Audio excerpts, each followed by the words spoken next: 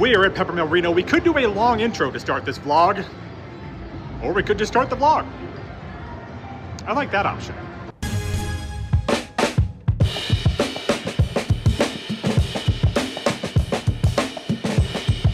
Vlog 335 would come your way on a week when my son and I did something I'd always hoped we could do together: see the Harlem Globetrotters live. Now, we had to drive up to Lake Tahoe to do it, but it was still fantastic. I know my dad took me to see them at Lawler Event Center in 1993, and I always thought it was the coolest thing. And to get that chance to go with my son Austin just after his 6th birthday was absolutely fantastic. The 335th running of this vlog would come your way, shockingly, from Peppermill Reno, a place where the YouTuber they value the most gets put on magazine covers, and we all know who that is. We'd fire up a 5-10 game at 11 a.m. on table 1, and I'd begin tracking the session on the Left Pocket app, which you can try free for a month with promo code DEACH. And I'd start off raising pocket 4s and get called by Mr. Z and his 10-3 of hearts. The good news was I got called that light. The bad news was he'd flop a flush, so I'd lose a bit right out of the gate.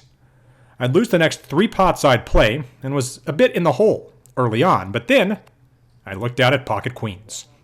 Folds to Mr. Z on the button, and he raises to 40, and I am in the big blind, and I 3x this to 120.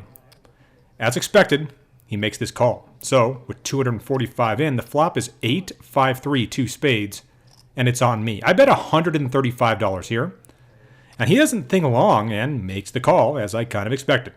He's going to have a lot of different holdings in this spot, so with 515 in, I was kind of hoping for a high blank on the turn, and sure enough, we get that with paint peeling off. I'm not all that worried about him having a king here. Just a lot of pair plus straight draw combos. And the way I saw it at the time, though I would kind of look back on it and perhaps think I should have made a different decision, was that I need to protect this hand from getting drawn out on because he could have a decent amount of outs. I have less than a pot-sized bet left, albeit only $5 less. And I go ahead and wager it all, planning to rebuy if needed, but that wouldn't happen, as he would fold pretty quickly.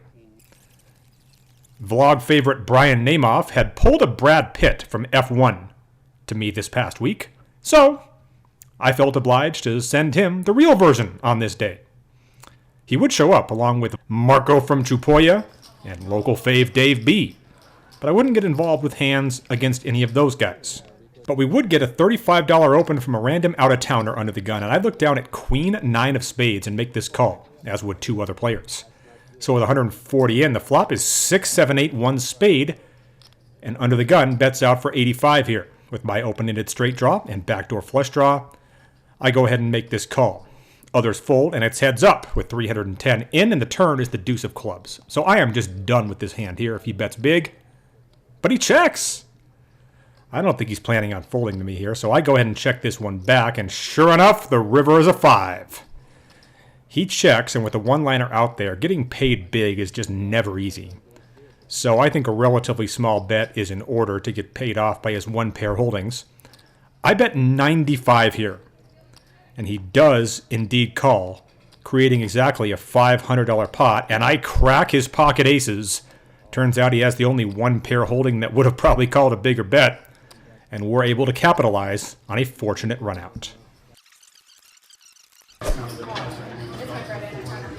people want to know, what advice do you have for us going into the rest of 2026? Seems like second best hands are kind of expensive. I really wish you'd pointed that out going into 2025.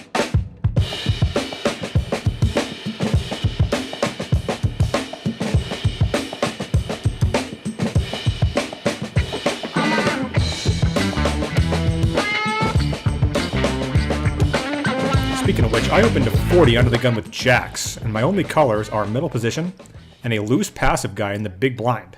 So with 125 in, I flop top set on Jack 9 deuce rainbow. Thought about a pure slow play here, but I would just bet out really small, which usually has the same effect as a check, but actually gets money in the pot. I make it 35. MP folds, but the big blind, as he's going to do with a lot of hands, does check call. So with 195 in, the turn's a 6, and he checks again. This time, I bet 80, hoping that his hands like 9-10 will continue on. And sure enough, he does call. So at 355 in, the river is a 3. He checks a third time, and I bet 165 here. And he does not think long before paying off. So the pot is $685. I show my hand, and obviously, he mucks. So after losing a bunch of small, non-vlog worthy pots in hour number 1, we win 3 in a row and are now up about 500. I need to address something that people keep bringing up, and that is, why don't you go other places to play? And the reason is very simple. Peppermill's never given me a dime to play here. But there's simply no other games in town. The Atlantis, Grand Sierra, Silver Legacy, they just have 1-2. All they ever have. And when I've been out of town lately, well, I've been wanting to focus on actually being out of town and not on playing poker. And I hope that settled that. I would then look up to see 2 different things. Number 1, Rich Eisen's Overreaction Monday podcast. It's a phenomenal segment during football season with him and Chris Brockman. And then I'd see Sean McDermott being fired by the Bills with his 8-8 playoff record. Now, I know you're not watching this until a week later, but damn, that is tough. If Josh Allen just hits his tight end at the end of the game there, if Brandon Cooks hangs on for like one more second, he might go to the Super Bowl, win the Super Bowl, and become a Bills legend. Instead, he's out. Man, it is a game of inches sometimes.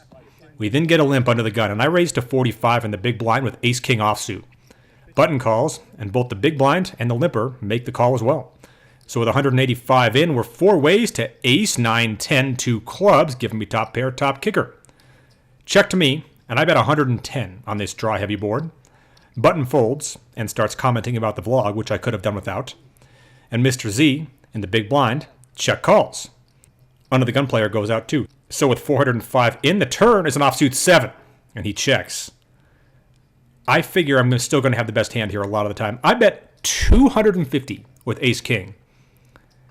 And shortly would find myself wanting to throw up all over the table when he announced that he was check raising all in for $1,000. As much action as he gives, he doesn't usually check raise bluff when his opponent has shown strength. It's possible he could have a combo draw, but with 1 card to come, I found that a little unlikely. I would think about it and finally settle on a fold. He then says you can turn over either one. So as you can see, I turn over the Jack of Spades. Seems like the other one's going to be an 8 a lot of the time here. If you have an argument for me simply checking back this turn, I do want to hear it. It doesn't feel to me like a check back, but I'd be curious to see some of your guys' thoughts on the possibility of me having done that right there in that spot. Anyway, I would win a little back value betting pocket kings on an ace-high board shortly after that, but for the most part, the last 2 hours of this session, I was completely card dead. Was really hoping to have at least one more hand to vlog, but we wouldn't. So we were staring at about $1,000 win before that ace-king hand. Unfortunately, we'd only get out of here with a little under half of that as we'd rack up booking the win.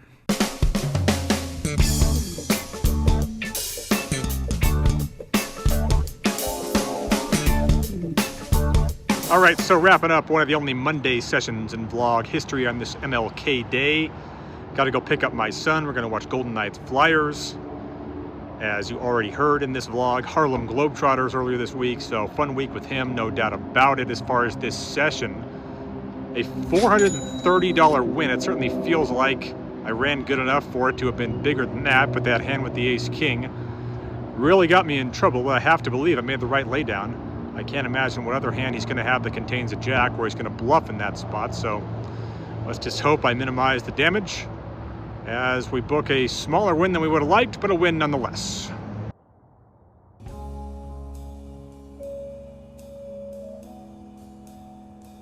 All right, this is obviously being shot before Championship Sunday, but I gotta say, Jared Stidham, quarterback to the Raiders, at the game I went to, along with a ton of other 49er fans, I think about 70% 49er fans back on New Year's Day a couple of years ago in Vegas.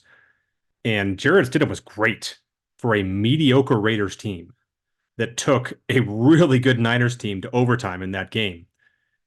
So basically, my take is, and we'll see, and you already know how good or how bad this take has aged, but I really think that Stidham gives the Broncos a chance to compete with the Patriots team who's played a really weak schedule all year long going into Championship Sunday on a day that I don't think I could have handpicked 4 teams I'd like to see in this day less.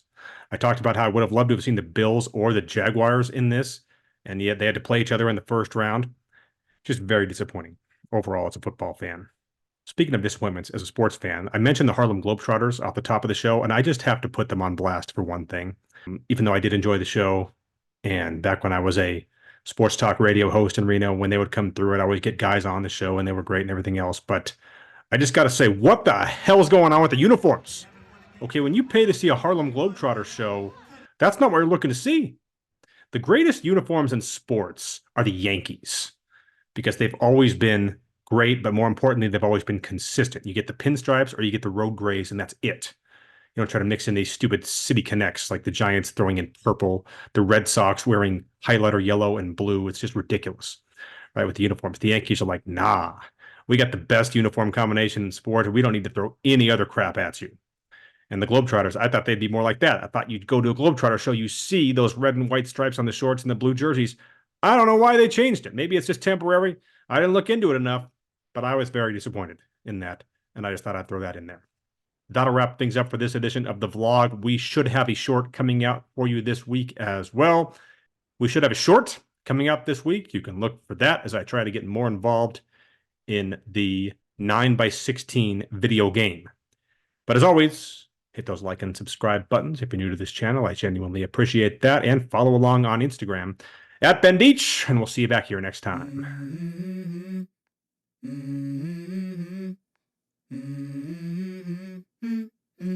Let's go. I wake up to a little bit of drool on my pillow, feel like it's gonna be a bad day.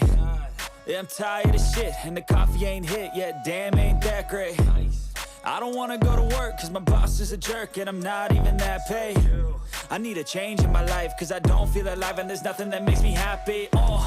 Hold my beer for a minute, I'm about to quit my job, cash in for a ticket. I'm going on a trip and I don't plan to visit. I'm gonna stay there till I feel like I'm winning, and this is just the beginning. I need a big change, help me feel like living. I need a big swing, home runs I'm hitting, and I'll never look back, moving on till I get it all.